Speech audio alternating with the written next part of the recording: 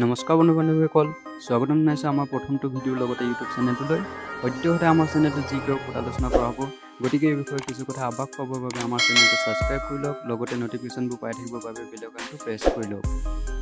আজি আপোনালোকক লৈ আহিছোঁ 10টা প্ৰশ্নৰ উত্তৰ, আৰু আপোনালোকৰ সুবিধাতে প্ৰত্যেকটো প্ৰশ্নতে 4টাকৈ অপশ্যন দিয়া হ'ব। লগতে প্ৰত্যেকটো প্ৰশ্নৰ উত্তৰ জ্ঞাত হয়নে নহয় তাক পৰীক্ষণ কৰিবৰ বাবে 5 ছেকেণ্ডকৈ সময় দিয়া হ'ব। আপুনি কিমানটা প্ৰশ্নৰ উত্তৰ জ্ঞাত সেই বিষয়ে অৱগত নিশ্চয় কমেণ্ট কৰি জনাব। এতিয়া আহিছোঁ প্ৰথমটো প্ৰশ্নলৈ।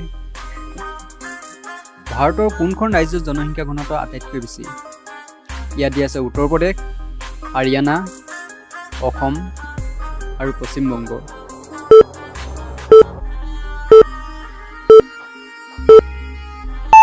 ইয়াৰ উত্তৰ হ'ব পশ্চিম বংগ। এইবাৰ আহিছোঁ 2 নম্বৰ প্ৰশ্নলৈ।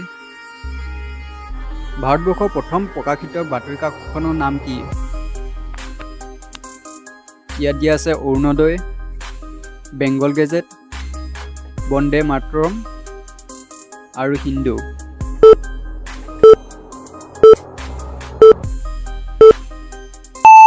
ইয়াৰ উত্তৰ হ'ব বেংগল গেজেট। এইবাৰ আহিছোঁ 3 নম্বৰ প্ৰশ্নলৈ। ভাৰতৰ প্ৰথম ৰেল ভ্ৰমণ কেতিয়া আৰম্ভ হৈছিল? ইয়াত দিয়া আছে 1853, 1901, 1953, 1958।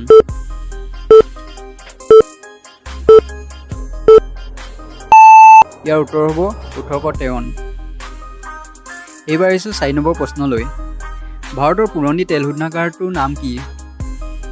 ইয়াত দিয়া আছে নুমলীগড় তেল শোধনাগাৰ, ডিগবৈ তেল শোধনাগাৰ, নুনমাটি তেল শোধনাগাৰ আৰু বাৰাউনী তেল শোধনাগাৰ।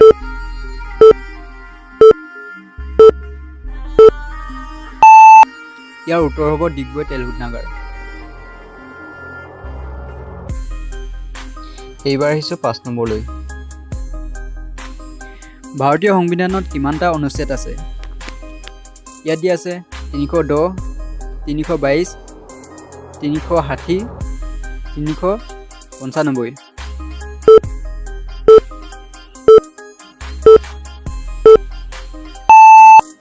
ইয়াৰ উত্তৰ হ'ব 395। এইবাৰ আহিছোঁ 6 নম্বৰ প্ৰশ্নলৈ। বৰ্তমান ভাৰতৰ কিমানটা তেল শোধনাগাৰ আছে? ইয়াত দিয়া আছে 10টা, 12টা, 18টা, 22টা।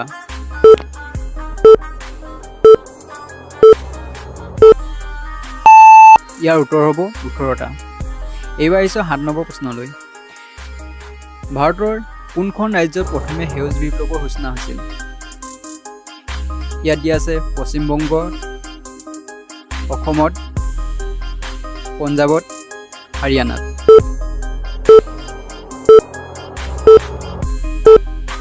ইয়াৰ উত্তৰ হ'ব পঞ্জাৱত। এইবাৰ আহিছোঁ 8 নম্বৰ প্ৰশ্নলৈ।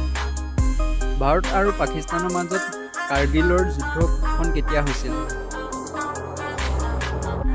ইয়াত দিয়া আছে 2000 চন, 1947, 1761 আৰু 1939 চন।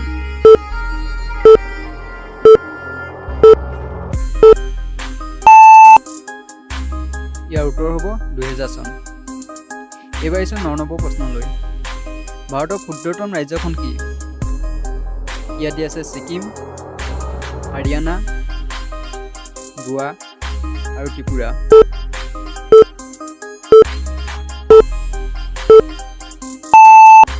ইয়াৰ উত্তৰ হ'ব গোৱা। এইবাৰ আহিছোঁ 10 নম্বৰ প্ৰশ্নলৈ। ভাৰতবৰ্ষৰ আটাইতকৈ বেছি জনসংখ্যা থকা ৰাজ্যখনৰ নাম কি?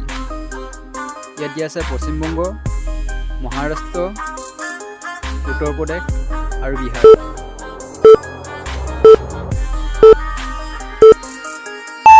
ইয়াৰ উত্তৰ হ'ব উত্তৰ প্ৰদেশ।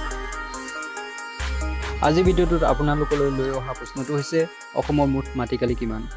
ইয়াৰ উত্তৰ নিশ্চয় কমেণ্টত জনাব, আৰু নেক্সট ভিডিঅ'টোত উত্তৰ দিওঁ তাৰ নাম উল্লেখ কৰিম। আজি সামৰিছোঁ। ধন্যবাদ।